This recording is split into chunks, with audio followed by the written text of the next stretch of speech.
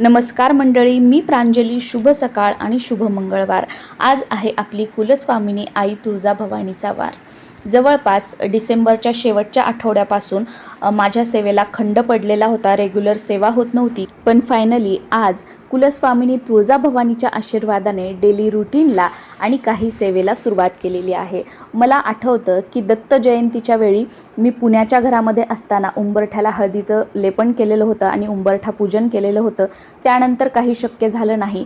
मग आता संभाजीनगरमध्ये या घरी पहिल्यांदा उंबरठ्याला हळदीचं लेपन केलेलं आहे आणि आजपासून मंगळवार, शुक्रवार, पौर्णिमा, अमावस्या आणि जे काही सणवार असतात तर त्या दिवशी रेग्युलरली उंबरठ्याला हळदीचं लेपन जे आहे ते करणार आहे. यासोबतच अजून 2 सेवा सुरू केलेल्या आहेत, त्यासुद्धा पुढे व्हिडिओमध्ये तुमच्यासोबत शेअर करते आहे. सकाळी 6:30 वाजता झाडून काढून झालेलं होतं, सडा टाकून झालेला होता आणि रांगोळीसुद्धा काढून झालेली होती. त्यानंतर स्नान केलं, मुलीसाठी टिफिन बनवला आणि त्यानंतर हळदीचं लेपन व देवपूजा करून घेतलेली आहे.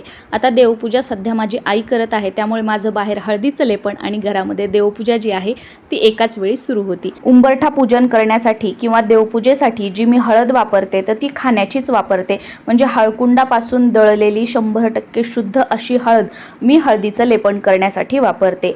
आणि हळद मिक्स करण्यासाठी हा एक आईस्क्रीमचा छोटासा गडू आहे माझ्याकडे. त्यामध्ये मी हळद मिक्स करते पाण्यामध्ये. आता पुण्याला जेव्हा मी होते तर त्यावेळी हळद, त्याच्यामध्ये थोडासा कापूर, थोडंसं गोमूत्राचे अगदी 1-2 थेंब टाकायचे आणि गंगाजल टाकून मग आपलं पाणी टाकायचं आणि हळद जी आहे ती मिक्स करायची, असं करत होते. पण आता इथे माझ्याकडे अजून गोमूत्रही नाही आहे आणि गंगाजलही नाही आहे. त्यामुळे मी फक्त हळद घेतलेली आहे, त्याच्यामध्ये कापूर थोडासा क्रश करून टाकलेला आहे आणि त्यामध्ये देवपूजेसाठी जे आपण स्वच्छ पाणी वापरतो तर तेच पाणी जे आहे हळद मिक्स करण्यासाठी मी वापरलेलं आहे.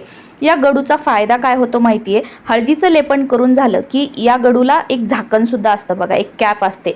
तर ती कॅप लावून आपण देवघराच्या आजूबाजूला हा गडू ठेवू शकतो आणि परत मग शुक्रवारी किंवा ज्या दिवशी तुम्हाला हळदीचं लेपन करायचं आहे त्या दिवशी झाकण काढून परत आपण याच्यामध्ये हळद मिक्स करून हळदीचं लेपन जे आहे ते करू शकतो. बघा, ही अशी कॅप आहे. हे मिक्स केल्यानंतर जवळपास 10 मिनिटं मी हे असंच ठेवते आणि त्यानंतर हळदीचं लेपन करते. मिक्स केल्या लगेच हळदीचं लेपन करत नाही. असं केलं तर काय होतं माहिती आहे? पाणी एकीकडे आणि हळद एकीकडे राहते. तुम्ही जर हळद मिक्स करून तुम्ही थोडा वेळ ठेवली तर ती हळद पाण्यामध्ये पूर्ण मिक्स होते, ती एकजीव होते आणि त्यानंतर मग हळदीचं लेपन सुद्धा अगदी व्यवस्थित होतं. घरामध्ये रिनोव्हेशनची जीही काही छोटी मोठी कामं सुरू होती, स्पेशली जी धुळीची कामं होती ना, ती पूर्णपणे काल सोमवारच्या दिवशी संपलेली आहेत. आता फक्त मागच्या अंगणामध्ये सावलीसाठी अँगल लावून वरती पत्रे टाकायचे आहेत. काल धुळीचं काम संपल्यामुळे पूर्ण घर स्वच्छ करून घेतलेलं होतं. घर अगदी चकाचक झालेलं होतं. त्यामुळे काल देवपूजा करून त्यानंतर उंबरठ्याला हळदीचं लेपन सुद्धा केलेलं होतं. हेच ते काल केलेलं हळदीचं लेपन. बऱ्याच जणांचा प्रश्न असतो की हळदीचं लेपन केल्यानंतर दुसऱ्या दिवशी त्याचं काय? तर मी जनरली उंबरठा पुसण्यासाठी पिवळ्या रंगाचाच कपडा वापरते. कारण आपण हळदीचं लेपन करतो आणि दुसऱ्या रंगाचा कपडा असला की त्याला हळदीचा रंग लागतो आणि ते दिसायला व्यवस्थित दिसत नाही. त्यामुळे मी जनरली पिवळ्या रंगाचाच कपडा वापरते.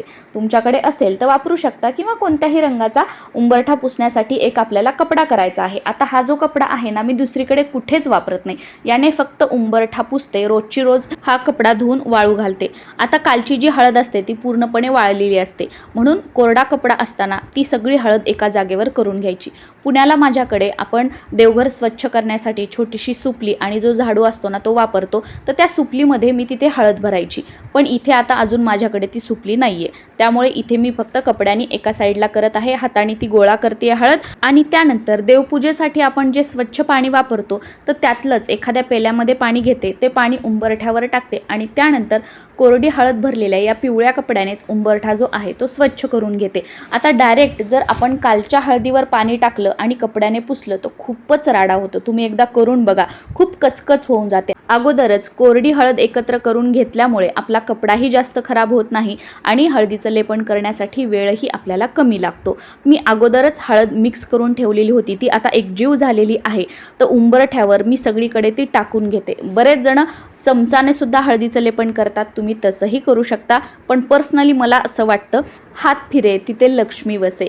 त्यामुळे तुम्ही चमचाने जरी करत असाल तर सुरुवातीला थोडंसं हळदीचं पाणी जे आहे ते उंबरठ्यावर टाकून घ्या, आपल्या हाताने थोडंसं फिरवा आणि त्यानंतर चमचाने तुम्ही करू शकता.